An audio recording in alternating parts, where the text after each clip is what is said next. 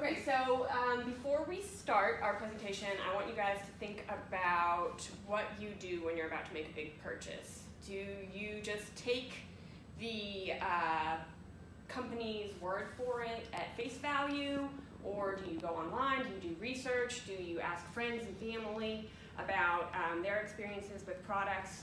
So just think that over while we are talking through this today.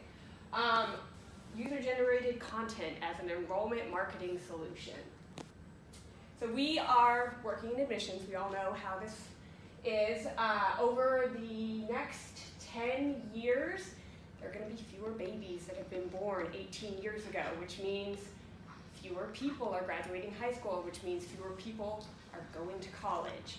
And between that and the sense that maybe a college degree is not what it once was, the sense that we are being sold a bill of goods at times rather than the American dream. We've got a stiff uphill battle ahead of us. The first rule of marketing, know your audience. So we're going to talk a little bit about who this audience is. Generation Z. They were 13, the oldest of them were 13 years old when 2008 recession came. That means some of their parents got put out of the job. It means that their older millennial siblings graduated from college with a lot of college debt and moved into their parents' basements because they didn't have a job. My own sister, when I graduated from college, although I was doing just fine and didn't move into my parents' basement, watched me graduate and get a job as a waitress after having a 4-year liberal arts college degree. So they definitely are skeptical. They spend their time online. They do their research before they do anything, and they don't want to spend their money because they watched people spend money on an education and get nothing out of it. They spend 17 and a half hours online every single day. I saw this statistic and thought, when do they sleep?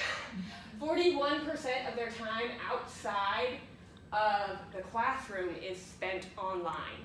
And the number one place where they are spending their time, Instagram, Twitter, Snapchat, Facebook, and YouTube. So they are connected at all times. There's no such thing as not in real life when you're online. Online is real life.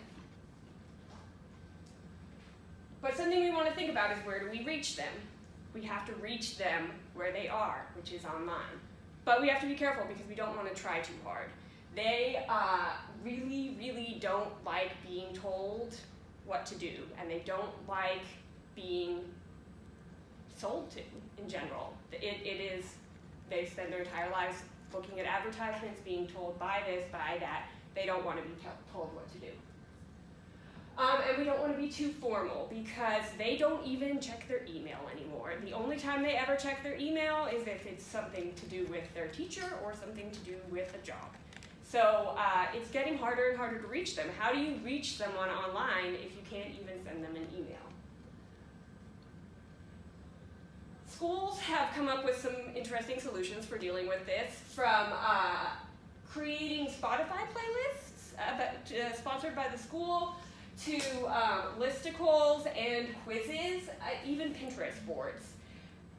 Some of these seem interesting. They also sometimes seem like, what exactly is it you're trying to accomplish here? And I would advise some of those schools to maybe tread with caution, because these students, if they think you're trying too hard, they will stop paying attention. This is one of my favorite quotes that I found. They can be downright resentful and hateful if they feel like you are pushing a message at them that they don't want to hear. So, where do we land? User-generated content.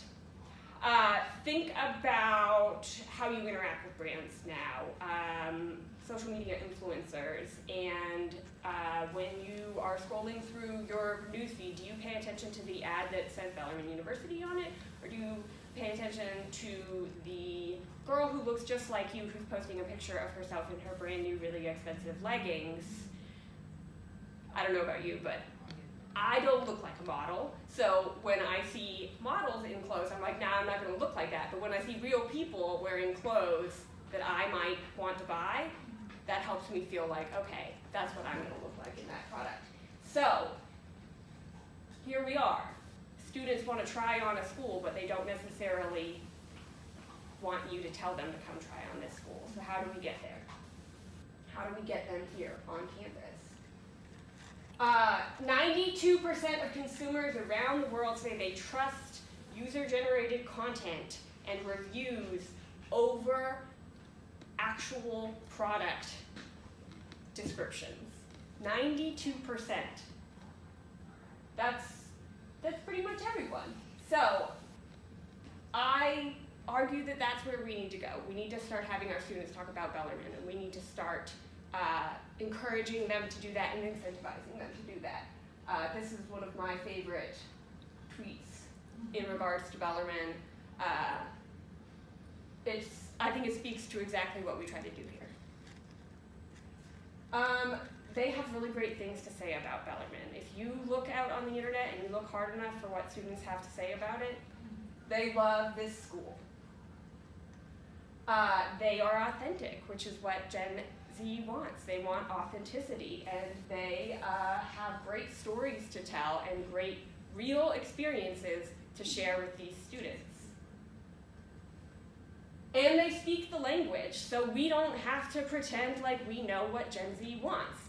These students are there. They know what they're getting out of their college experience, and they know what their friends want out of their college experience. And they also don't have to try too hard.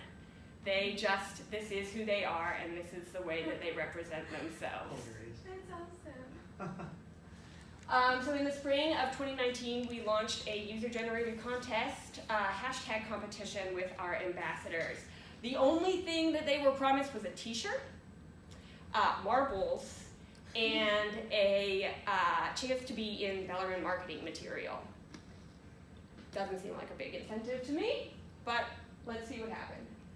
188 Instagram posts, 44 tweets, 57 tags, 337 comments, and 11,525 likes. That's awesome. So something happened, and we got to witness this beautiful post. Alad.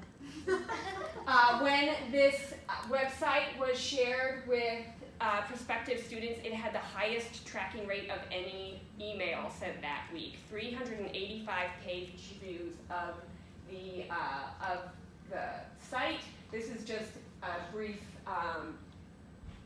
introduction to the email, and I will take you over to the site that they were directed to as a result of this.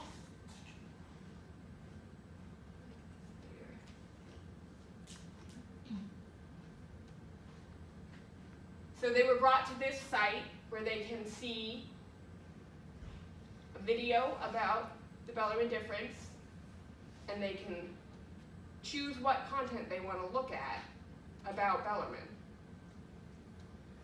where all of these posts are curated. So 385 students came and looked through posts about why Bellarmine is a great place. And that doesn't include all of the people who saw this just as native content on the students' pages. So I ask you to imagine the possibilities of what could happen if we actually put some real money into incentivizing this project and put some real commitment into it. Other schools who are doing this, their social media people interact with the posts on a regular basis. They share them, they incentivize students to post. I suggest that we put $5,000 of our annual budget every year towards prizes, towards advertising about the post and getting students excited. And not only will it get them excited to post about Bellarmine and have their friends see these posts, it will also help to kind of improve morale, a competition. People love it. People like to know that there's something on the line, and then possibly they make it featured on Bellarmine's website. And because everything needs a nice little Dr. Seuss style poem at the end, our students know best, our students are smart, they love being nice, and they set us apart. They meant what they said, and they said what they meant. Our students are faithful 100%. I love that. That's awesome.